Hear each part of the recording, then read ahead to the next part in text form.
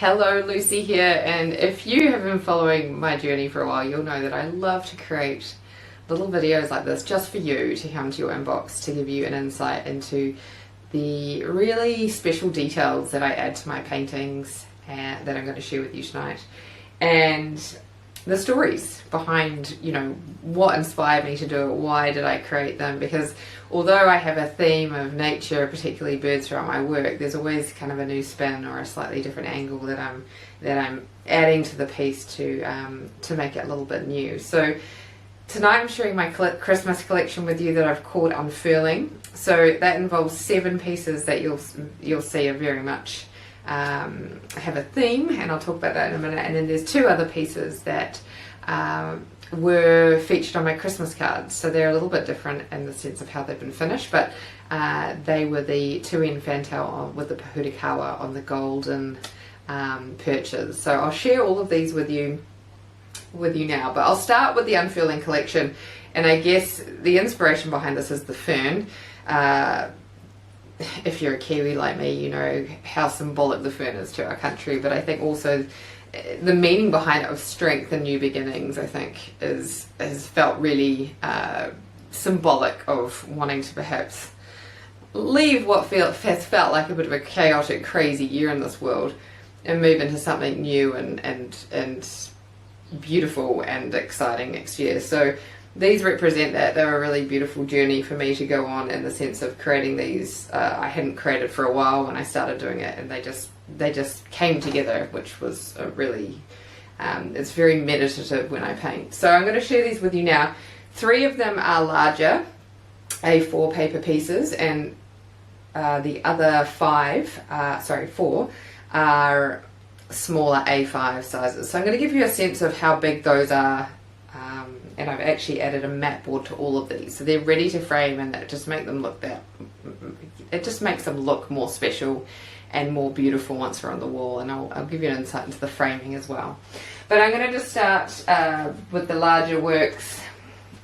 So this is Unfurling the Pea Waka Waka fantail. So you'll see the golden geometry, and I'm going to give you a little close-up to show you how much detail has gone onto these guys. So normally with my small works, the smallest I normally do are 30-40 centimetre diameter works on board. So it's unusual for me to create something a little bit larger, similar in size like this, with this level of detail, but it felt like a nice opportunity to do something a bit different. So you can see the mat board, which I've added to all of these, once framed will really give this a really nice size on your wall. So it's actually a really special a feature piece if you've got a wall at home that you're feeling really needs something a little bit wow. So that is the first one, sage green colour, which I'm a huge fan of at the moment. The second one in the larger size is this kotare or kingfisher, and it's like a pastel turquoise colour. So trying to get the light, there's a lot of light in the room at the moment, so trying to manage that for you to give you a good idea. But this one is the aroha kingfisher, and I've called these ones aroha just because these are essentially the shape of a heart, which I really loved when I did this. I did one of these last year, kind of with a trial to see what this looked like, having the 2 ferns side by side like this, and I loved it. So this is a graduation of that, and I'm going to probably keep moving forward with these in some bigger works. But this is, you can see all the little details of these special guys. This is the kotare in the pastel turquoise.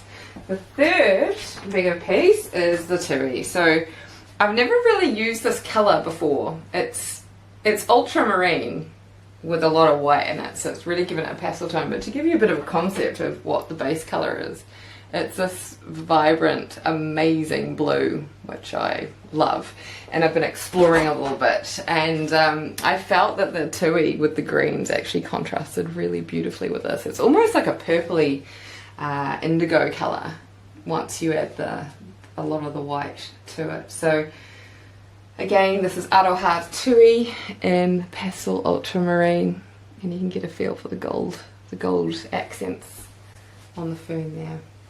So those are the 3 those are the 3 larger works, and they're actually going to feature on my newest collection of notebooks that will come out next week as well. So the 3 of those are going to be the feature for my limited edition notebooks. I print 100 of these every year and they're always popular, so those will feature there. But other than that, they are one of a kind original artworks. There are no others of these out there, so that's what makes these paintings really special, either if you're thinking for yourself or for a gift for somebody this Christmas. So I'm going to show you these smaller ones now, and I'll show you them side by side with the larger works so you can get a feeling of the size difference. So like I said, there's 4 others in the Unfurling collection, which is the ones I've been showing you. So I've got another Cotare Kingfisher in a deeper turquoise, so this isn't as pastel, slightly deeper colour. There is still a lot of detail in these. On a smaller scale, it's harder to get as much refined detail as those slightly larger ones, but still a lot of detail. Probably more than I did last time, to be fair. I got very into these. But again, they're mat board ready to frame. And I wanted to put a mat board on these this year because I think adding those with a frame, it just makes them look so much more special and much more of a feature. So, and it will add a little bit of size as well, really frame it nicely. The second one is this little ruru. So I haven't done a ruru for a while, and I've used the same ultramarine colour as a tui, but a lot deeper. So I'm hoping you can get the details here. But where we've moved in the last year, there's a ruru that calls every single night for hours, and so I've been thinking I needed to do another one. So I've only painted one ruru before, so that's a bit special. And because the Waka Waka is so popular, just like the Kotare, I have done a similar Waka Waka in the ultramarine as well, and again with the Aroha fern. So there's some details there, and that is in the smaller size. Now, just to give you a feeling for size comparison, actually I'll show you the last small one, and this is a silver eye. So again, I've only painted one silver eye before as well. So a really lovely fluffy little guy. If you have greens in your home or love green, which I'm just loving greens and blues right now, deep blues, I'm decorating our own house with these kinds of greens that you see here. So really loving this, very earthy, and like I say, you got the gold and the fern and a nice fluffy little bird. So they're the four smaller works. So just to give you a comparison of size, you can see here the difference. So they're half the size, but I just thought I'd give you a bit of an idea of the difference side by side if you're trying to get your head around it. Finally, before I show you just how easy these are to frame, now they're matted and how good they look, I'm just going to show you the last 2 paintings I have that are going to be available tomorrow. And they're different because these were the ones I actually used for my Christmas cards. So some of you will have seen these because you've either bought my Christmas cards or seen me talking about them online. But they will look a little bit different because I've added a really, really pale green background to them. So we've got the tui with the pahudakawa and a golden branch, and a really, really pale green background. And these actually, it's really subtle, but it really sets them off nicely by the time you frame it.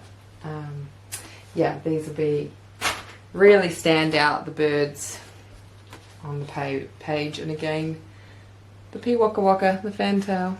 You see the golden ring that he perches on.